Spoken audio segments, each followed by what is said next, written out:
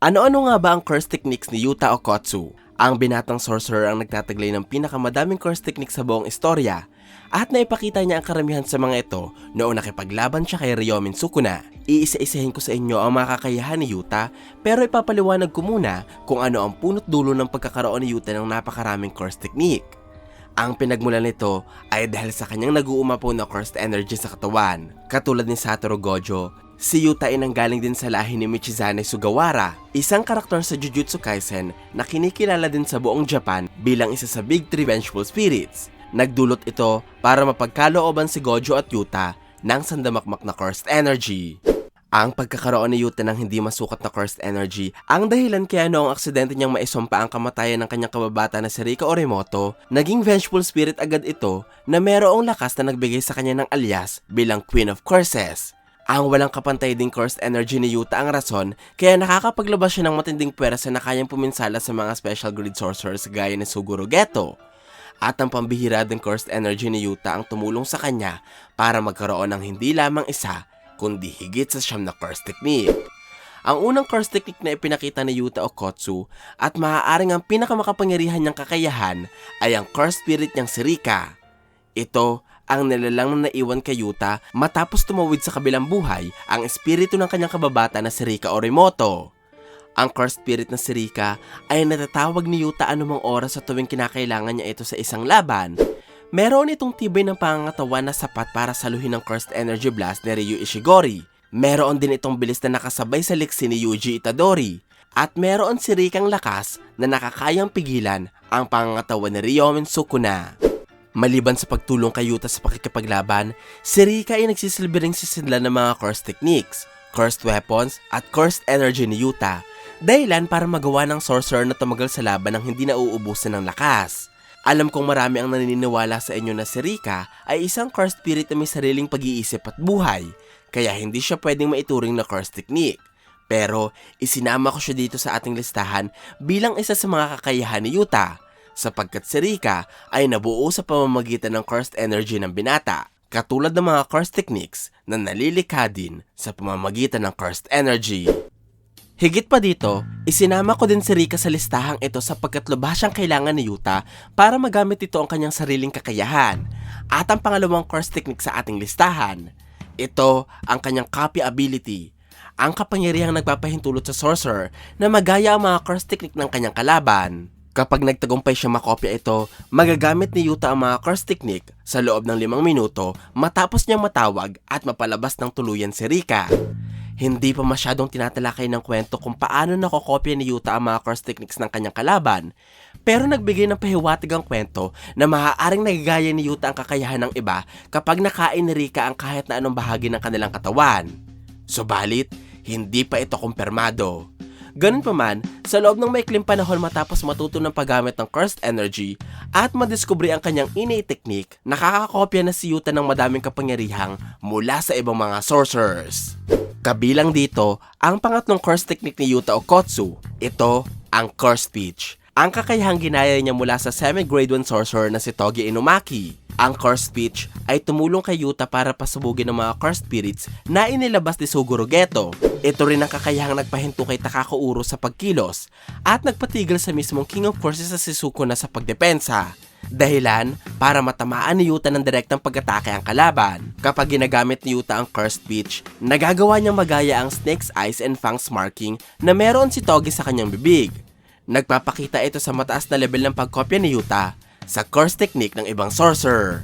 Ang pang-apat na curse technique na meron si Yuta ay ang kakayahan na nakopya niya sa sorcerer na si Druvlak Dawala. Ito ang abilidad na makapaglabas ng mga Shikigami. Sa pamamagitan ng buhok ni Yuta na pinapakinabangan niya bilang medium, nagagawa ng sorcerer na makatawag ng mga lumilipad na Shikigaming iikot sa paligid ng katawan ng kanyang kalaban. Pagkatapos nito, ang kung sino mang nasa loob ng dinaanang ruta ng mga Shikigami ay matatamaan ng mga malalalim na paghiwa. Ang kakayahang ito ang puminsala kay Takako Uro at Sukuna sapagkat hindi agad nila nahulaan ang kayang gawin ng mga nilalang. Ang panglimang curse technique ni Yuta ay ang kapangyarihang kontrolin ng himpapawid at kalangitan. Nakopya niya naman ito sa sorcerer na si Takako Uro. Ang abilidad na ito ang nagpapahintulot kay Yuta na hawakan ng ere na parang isang papel at naititiklop ito na parang tela.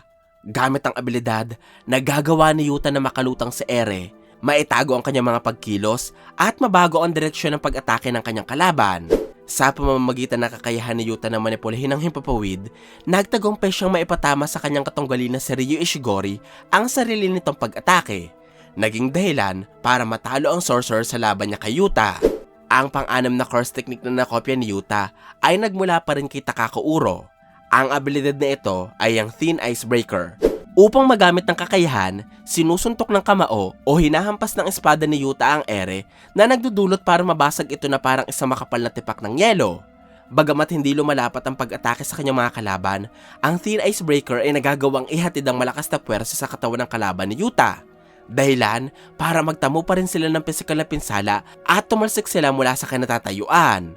Ang Thin Ice Breaker ang nagpalipad kay Sukuna ng 2 beses noong nagtuo sila, kaya lubha itong maaasahan pagdating sa mano-manong pakikipaglaban.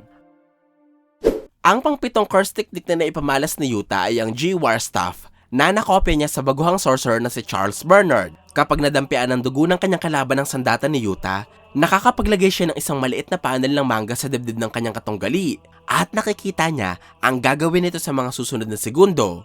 Bentaheng makakatulong sa sorcerer para maiwasan ang mga pag-atake ng kanyang kalaban. Ang pang-8 curse technique na naipakita ni Yuta ay ang Jacob's Ladder. Kinopya niya naman ito sa kaalyansa nilang sorcerer na si Angel.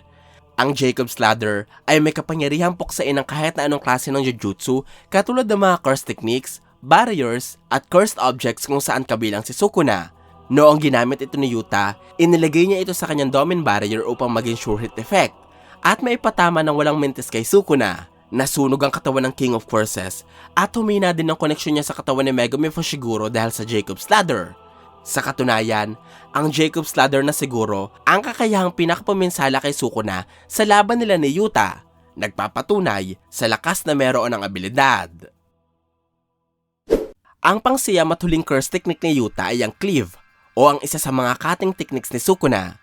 Ginamit ng binatang sorcerer ang kakayahang ito laban mismo sa King of Curses, kaya napatikim niya kay Sukuna ang pakiramdam ng sarili nitong curse technique. Napaghiwa-hiwa ni Yuta ang mukha ng katunggali, napunit niya rin ang pisngi nito at naputol ng binatang sorcerer ang kaliwang braso ni Sukuna. Ayon kay Yuta, nakopya niya ang Cleave sa pamamagitan ng huling daliri ng King of Curses na bigo nitong mahanap. Hindi nasabi kung anong eksaktong ginawa nila sa daliri, pero nakamamanghang nakopya ni Yuta ng perpekto ang Cleave ni Sukuna. Ang mga curse techniques na nabanggit ko ay nagagawa ni Yutang magamit hanggang kasama niya si Rika sa pakikipaglaban, o di kaya naman ay hanggat nakabukas ang kanyang Domin Expansion na may pangalang Authentic Mutual Love. Sa loob ng Domin Expansion na ito, makikita ang mga sirasarang poste na Hugis Cruz. Matatagpuan naman sa itaas sa mga nakabuhol na lubid na nagsisimbolo ng tunay na pag-ibig, at sa sahig naman ng Domin Expansion, makikita ang sangkaterbang katana na nakatarak sa lupa. Ang bawat espadang nasa loob ng Domin Expansion ay naglalaman ng mga curse techniques na nakopya ni Yuta. Nagagamit niya ang mga kakayahan kasabay ng paggamit niya sa mga espada. Hindi alam ng sorcerer kung anong curse technique ang mayroon sa espada hanggat hindi niya ito nahahawakan, at hindi rin magagamit ng kanyang mga kalaban ng mga sandata dahil si Yuta lamang ang pwedeng gumawa nito sa loob ng Domin Expansion. Higit pa dito, ang Authentic Mutual Love ni Yuta ay nagtataglay din ng sure hit effect katulad ng ibang Domin Expansion. Sa bersyon ni Yuta, pwede siyang mamili ng isang kakayahan mula sa lahat ng curse techniques na nakopya niya upang gamitin ito bilang sure hit effect na tatama sa kanyang kalaban ng walang mintis hanggat nasa loob ang mga ito ng Domin Expansion. Ang Authentic Mutual Love ni Yuta ang isa sa pinakamagandang Domin Expansion sa kwento, sapagkat ang pagkakaroon ni Yuta ng iba't ibang curse technique na pwedeng gamitin bilang sure hit effect ay nagbibigay sa kanyang kalaban ng palaisipan kung anong curse technique ang tatama sa kanila sa loob ng Authentic Mutual Love.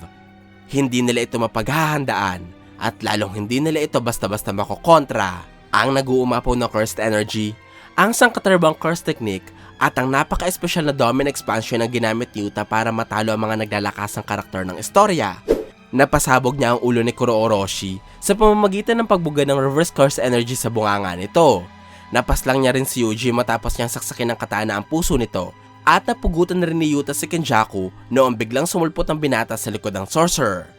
Ang lakas na ito ni Yuta na naipakita niya kontra sa mga dekalibreng kalaban, ang dahilan kaya hindi nakakagulat kung bakit sa loob ng maikling panahon, naging isa siyang special grade sorcerer. Kahilera, ang mga karakter na malayo ang edad kumpara sa kanya. Ang lakas din ni Yuta ang rason kaya nakuha niya ang atensyon ng mga sorcerers na nabuhay ng matagal na panahon sa mundo. Ito sila Tengen, Kenjaku at Sukuna. Higit sa lahat, ang lakas ni Yuta ang pinakapunot dulo kung bakit naniniwala ang marami na siya ang papalit kay Satoru Gojo, o ang kinikilalang pinakamalakas na sorcerer sa modernong panahon. Marami pa tayong dapat abangan kay Yuta. Una dyan ang pakikipaglaban niya kasama si Rika. Pangalawa ay ang iba pang cross techniques na kanyang nakopya. At ang pangatlo ay ang kahihinatnan ng kwento ni Yuta na nagpapainit lalo sa takbo ng istorya. Shoutout muna kanila, Antonis Goes Random Channel, Ron Bayona de Guzman, Ronald Alan Kai, pati na rin kanila Eugene Louis Labla, Eves Binag, Roel Egarta. Ito po ang aking paliwanag ukol sa curse technique ni Yuta Okkotsu. Sana po ay nagustuhan niyo ang aking paliwanag. Kung meron pa po kayong tanong at gustong idagdag, ay huwag po kayong mahihiyang magkomento sa ibaba. At kung gusto nyo rin naman ang iba pang kwento ng anime, ay isearch nyo lamang ang JTV sa inyong mga social media accounts sa gaya ng YouTube at Facebook. Maraming salamat po sa inyong walang sawang suporta. Ako po si JE, hanggang sa muli!